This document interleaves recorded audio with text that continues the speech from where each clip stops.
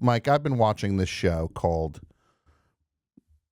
The Food That Built America. I think I've heard of that one. I'm just going to say this. It's one of the greatest things I've ever seen in my life. It's a Really? Okay. It's like a, I think, I'm not even sure where it is, if it's a History Channel thing or something. Basically, right. it's like, imagine if these Marvel movies that you despise so much, imagine if you replace those superheroes with Milton Hershey and Clarence Birdseye and Heinz, the guy who came up with Heinz, his last name, Heinz, the M&M's guy, like all these. This show is like superheroes of fast food, of just mass-produced food. Yeah, no, I would watch that. It starts the first 3 episodes. It's better than any Marvel movie I've ever seen. Really? Okay. It starts off. You got Henry Heinz, I think it was Heinz, and he's like, we gotta figure a solution out because the meat people. Do you know the origin of catsup, Mike? Do you know what it was? No, I don't. Basically, meat was so sketchy but it was not cheap. So if you had meat, you had to eat that stuff. Yeah. No matter how gross it became.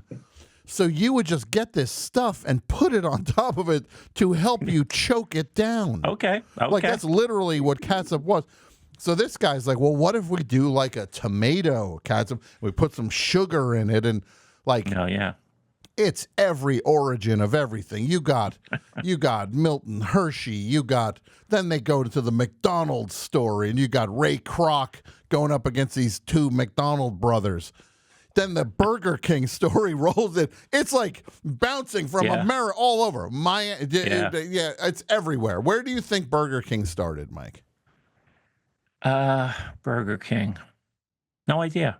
Miami. Wow. Right? Would never have guessed. Yeah. You never would have. Yeah. No, I'm on board with this show already. Mike, it sounds good. And the budget is shockingly high. They I know they're using a lot of footage from other History Channel productions, but they're bouncing. They go to Hershey, Pennsylvania, and the rat.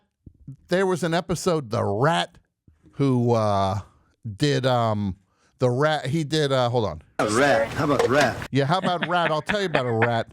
The rat who came up with Baby Ruth bars. This rat. He's basically. He wants to make a candy bar. He comes up with Baby Ruth. And when it comes time to name the thing, he reaches out to Babe Ruth, who wants too much money to slap his name on it. So he names the candy bar Baby Ruth. He changes. And then when they're like, well, why did you name it Baby Ruth? He's like, oh, well, it's the name of whoever, Teddy Roosevelt's daughter was Ruth, the baby.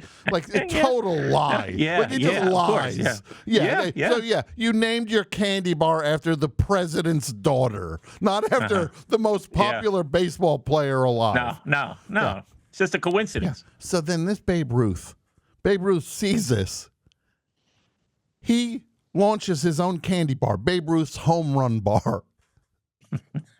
Like, by all accounts now, you'd think the guy who did Baby Ruth would be like, that's fair. He sues Babe Ruth. He sues Babe Ruth for infringing on his candy bar. Wow. And he wins. He won. He wins. Okay. And, Nerve. Yeah. This show is, it's really, I cannot get enough of this show. And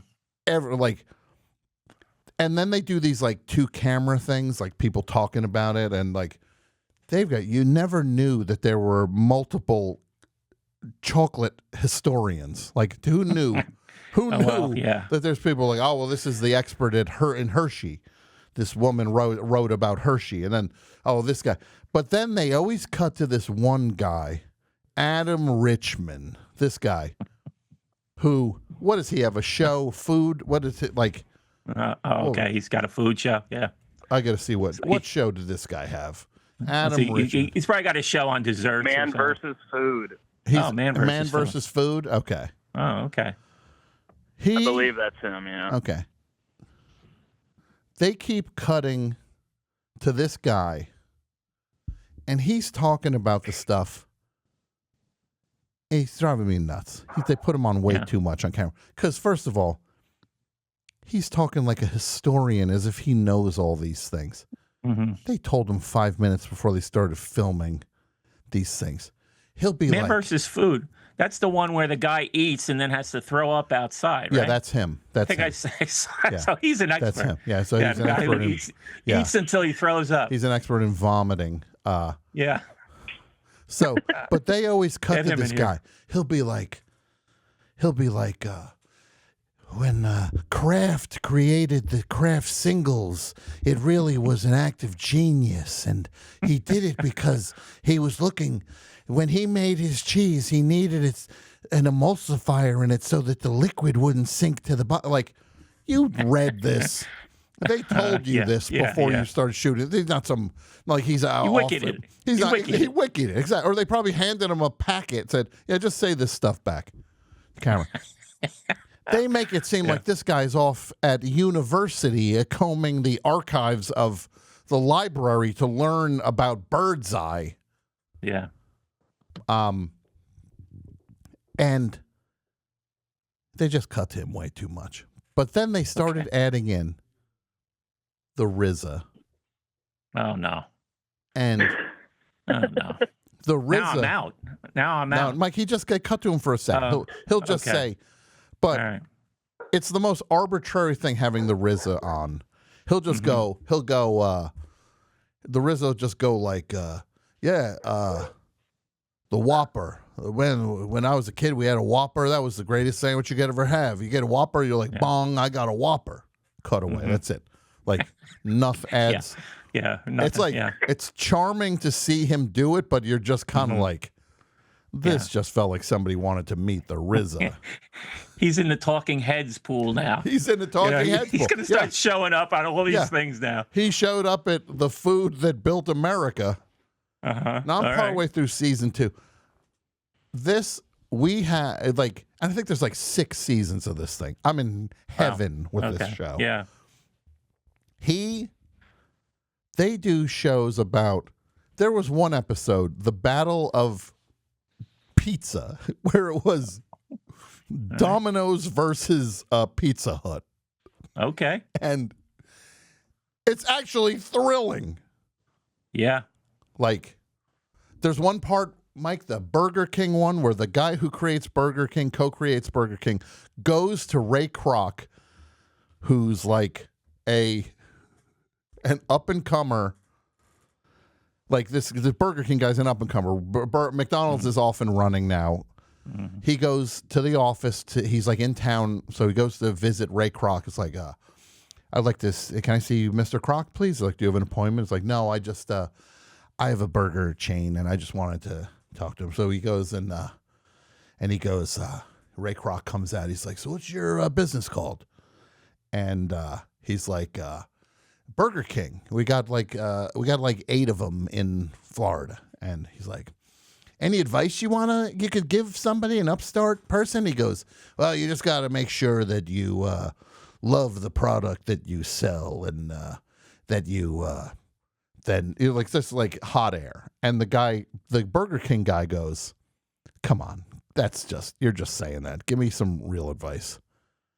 And then Ray Kroc is like the Darth Vader of this whole show. And the thing Did you ever see that McDonald's movie? Mike, they keep The Founder. Yeah, I never saw The Founder. I've got the bootleg DVD. I still haven't watched it. They pull these characters back. It really bounces around in time. Suddenly you got Milton Hershey's back, and then they go up forward, and you got the guy trying to do trying to come up with the Butterfingers, and it's like, but this Ray Kroc is like, he pops up throughout this thing. He's like pure evil, Ray Kroc. Well, he's got to be, yeah. I mean, as far as food chains go, I mean, he's sort of the revered figure. Oh yeah, but he's also an awful human. Like, yeah, no, I understand that. Like when he bought McDonald's from the McDonald brothers, he like some people be like, "Oh my God, he made those suckers sold McDonald's and then they he ripped them off." It's like, well, they became millionaires when he sold it to them. He's the one who kept turning it into a bigger and bigger thing. So it's not like he gave them $40 and then suddenly owned McDonald's. They each brother was a millionaire at the end of the deal, like a millionaire in like the 50s. So it's like, right, yeah, it was like $10 million. They were fine. They just didn't choose to keep making McDonald's grow and grow and grow. Ray Kroc did. But when this Ray Kroc squares off against the Burger King guy, and the guy's like, "Come on, give me some real stuff," Ray Kroc goes, "You want some real stuff?" He goes, and basically he's like, "You take your enemy and you run him out. You run him into the ground. And you destroy your enemy." He's like, "If I saw my competitor in the ocean, I'd throw him an anchor." Going online without ExpressVPN is like driving a car without a seatbelt. Even if you're the best driver in the world, would you really trust your life to all the other maniacs on the road? Everybody needs a VPN, and I'm going to tell you why. If you're in a cafe, you're using an online network that is not secure and you cannot guarantee your safety on it. If you're in a hotel, if you're in an airport, these are all unsafe internet networks. You cannot trust that your information is safe. Your passwords, your bank logins, they could all be up for grabs for all the bad people out there in the world. And it doesn't take much technical knowledge to hack somebody. At this point, a kid can do it. A kid can steal everything that's important to you. ExpressVPN stops hackers from stealing your information by creating a secure encrypted tunnel between your device and the internet. ExpressVPN is the best VPN. Why? Well, I'm going to tell you. First of all, the price. It's the lowest price ever. The plans start at just $3.49 a month. That's 12 cents a day to secure your information. 12 cents a day is definitely worth it. It's easy to use. Also, you just fire up the app and you click on one button to get protected immediately. And it works with all devices, whether you're on your tablet, your laptop, your phone. ExpressVPN works with all of your devices. That way, every one of your devices is safe and secure. I remember being at a crowded airport and needing to access my banking app so that I could transfer funds so that I could rent a car. The only internet available was the free airport Wi-Fi, which is notoriously insecure, very sketchy, very untrustworthy. So before logging in, I toggled on ExpressVPN, and I knew that my connection was immediately encrypted, and that gave me the peace of mind to handle all the finances I needed to do without worrying about attacks or hackers. This is an era where ISPs can often track and sell browsing histories. Anything can happen these days. So using a VPN is really a matter of reclaiming your digital autonomy. Secure your online data today by visiting expressvpn.com/thebestshow. That's expressvpn.com/thebestshow to find out how you can get up to 4 extra months. expressvpn.com/thebestshow. We're being joined by Dan Eberly. Is that correct? Is that the right way to say Dan Eberly? Now That is correct. Dan Eberly, you're an actor, you're a producer, you direct, you do all sorts of things. Very talented guy. There's one thing I want to talk to you about. If I could play the clip. You got any advice for an aspiring franchiser? Well, if you work just for money, you'll never make it. But love what you do and always put the customer first, you'll be just fine. Oh, come on. I mean, don't give me the fairy tale version. All right. It's a dog-eat-dog world. Someone's always trying to cut you down. I've crushed everyone that's ever come for me. It's called survival of the fittest, Jim. If one of my competitors were drowning, I'd toss him an anchor. Yeah. Would you? That's what it'll take to succeed in this business. Been nice meeting you. All right, we've got Dan Eberle, who played Ray Kroc in chain again? The Food That Built America. How are you, Dan? Best of luck, pal. I'm amazing, Tom.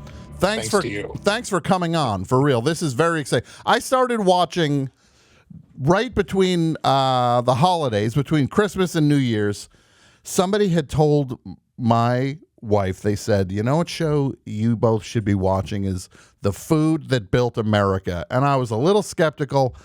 I started watching this thing.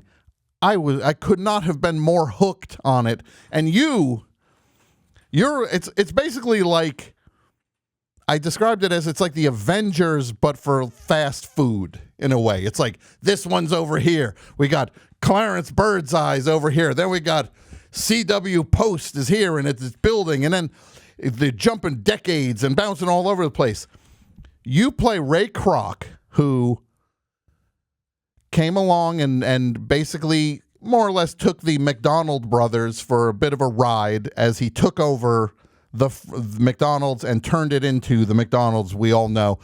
And you are, let's say, you tell me how you saw the character of Ray Kroc. How did you approach when you learned about the character, and how did you decide to portray the character? Well, Ray is an interesting guy. So I sort of had a relationship to the character for a long time. I came up McDonald's, like many people. It was my first job back in the 80s. Okay. In the greater Atlanta area where we lived briefly.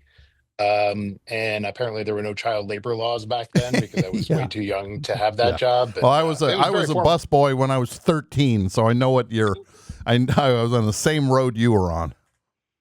It was a tough gig for a kid, but it definitely good for me. I think in retrospect, I didn't appreciate it at the time. But anyway, just being immersed in the fast food world, like every American kid is, particularly coming out of the 80s. Then, of course, the classic Michael Keaton role. There was a film about this character called The Founder. And I mean, I've always kind of had a kinship to Ray because Ray was kind of a lost dude. You know, he really needed to figure life out for himself.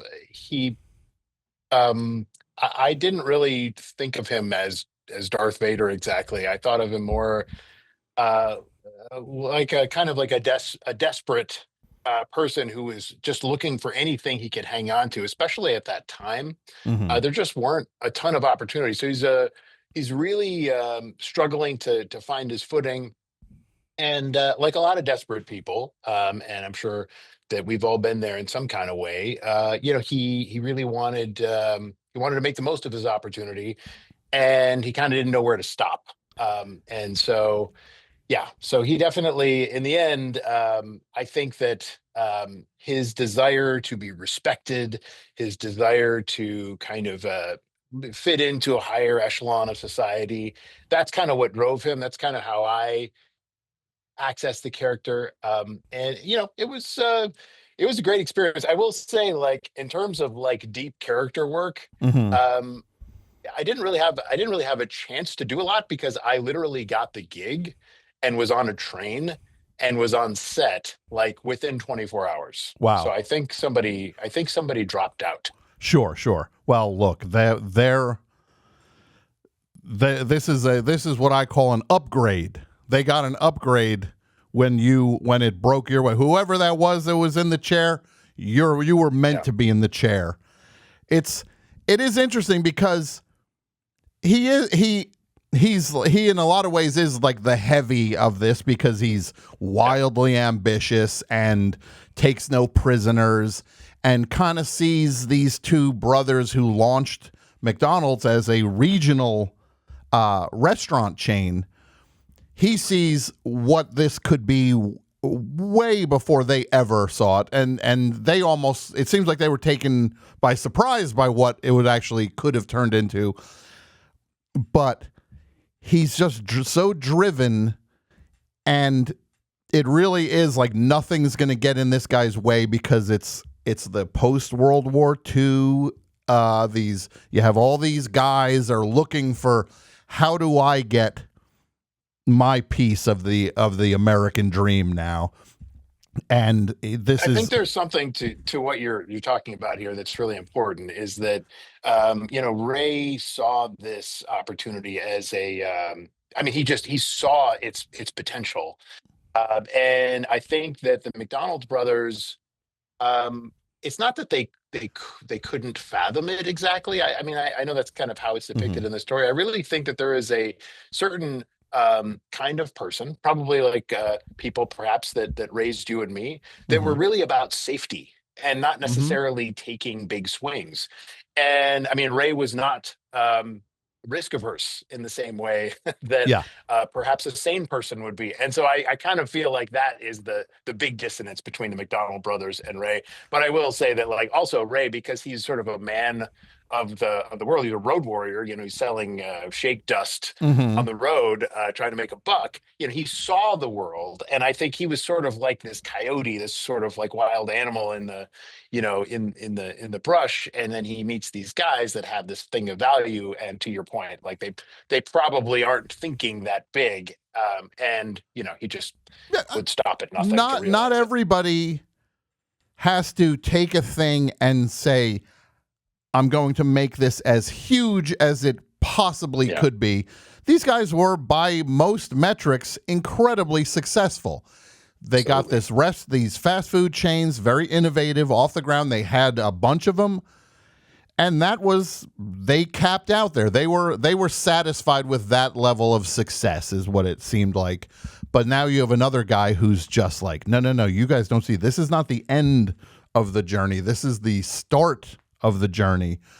And look, to be fair, I know everybody's like, oh, Ray Kroc took these guys for a ride and ripped them off. It's like, first of all, they got $1 million each to hand over the chain, which is in that, what are we talking, early 50s, late 40s? I forget where we're at.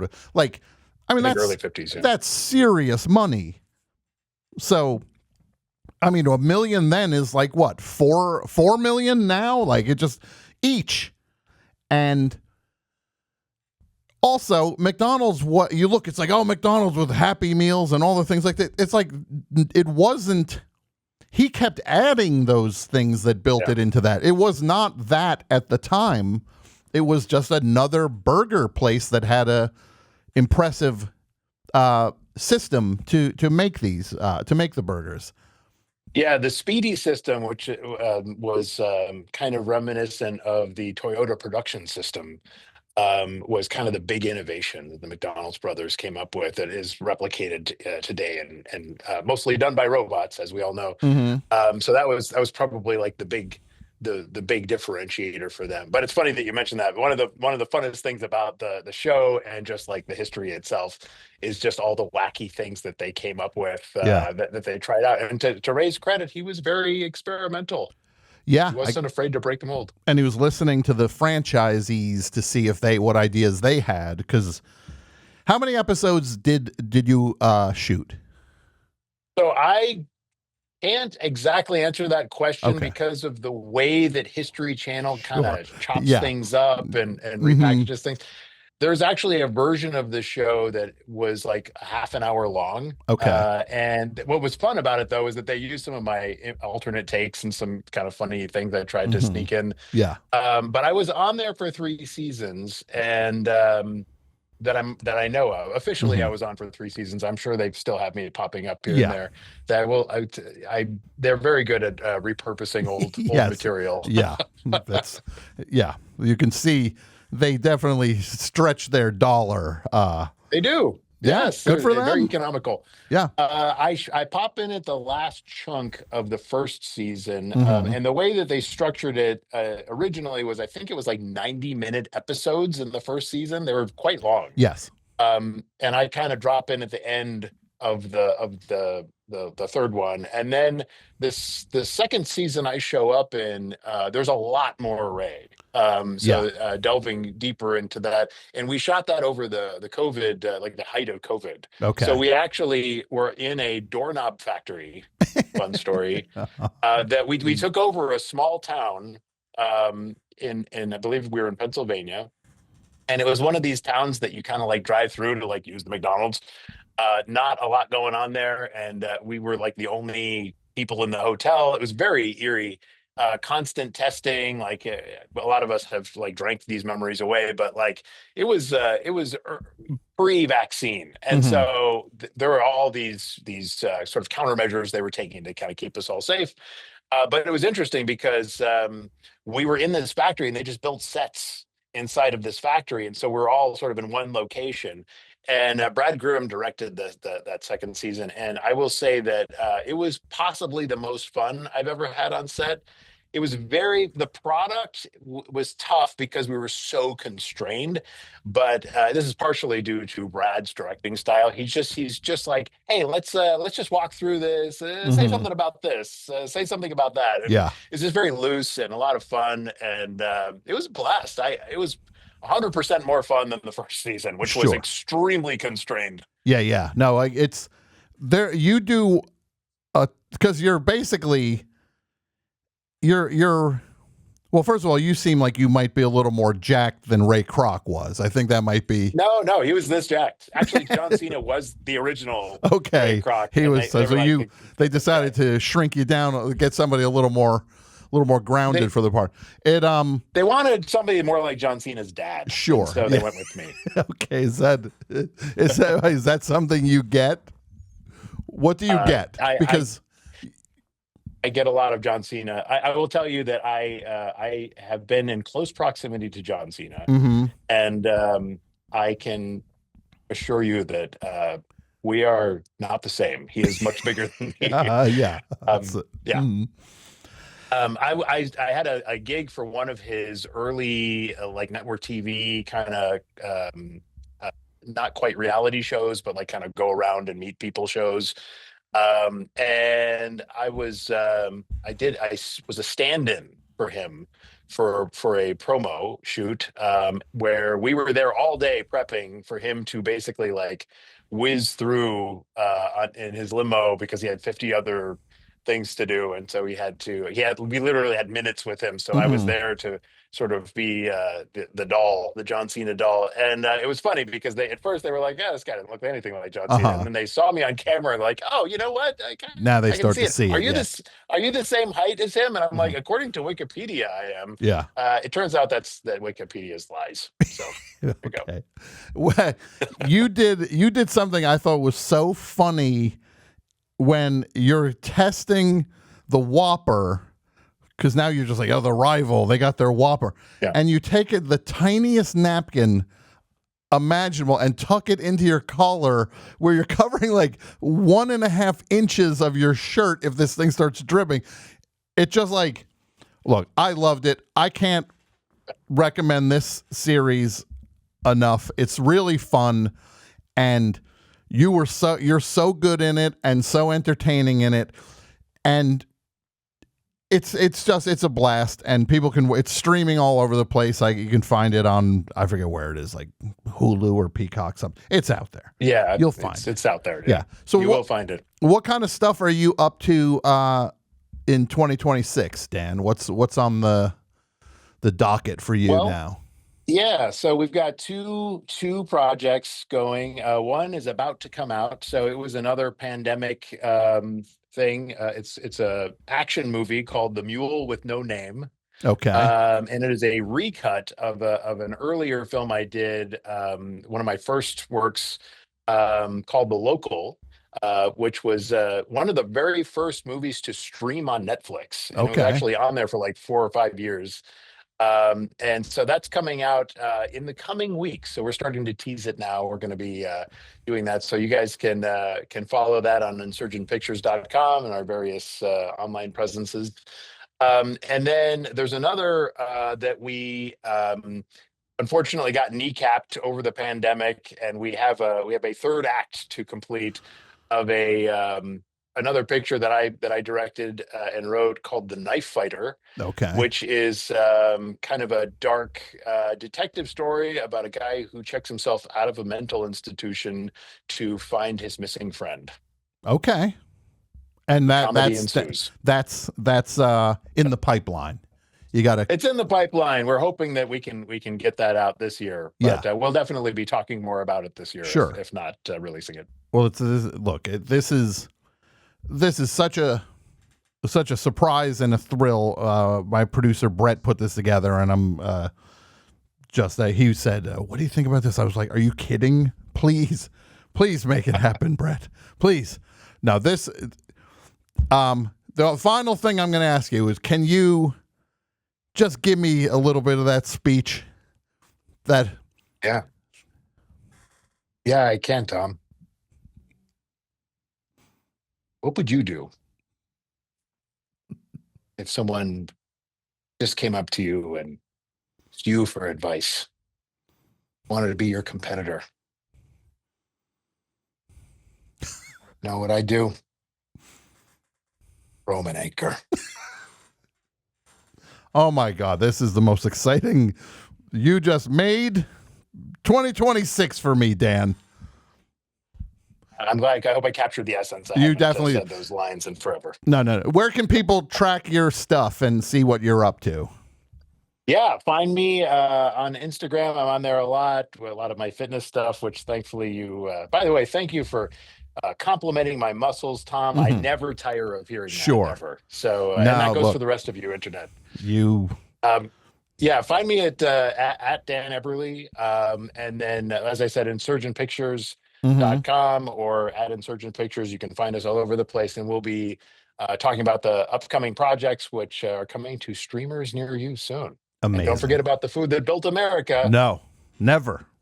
Never forget it. It's been running for years and it will never end. No, I love it. Well, Dan Eberly, thank you so much for being a part of the show. This is so much fun, and let us know what's going on with your projects coming up. We'll keep talking. All right. Hey, Tom, thanks again. I just want to say one more thing. Yeah. To our friends in Minnesota, I just want to say heartfelt thank you for what you're doing. You're not just doing something for your community. You're doing something for all of us. You're absolutely, yes. I hope I have the courage to do what you guys are doing. So thank you all, and God bless. Take care of yourselves. Yes. Thanks, buddy. We'll talk soon. Okay. All right. Bye. Thanks all. Bye-bye. Dan Eberly, that was fantastic.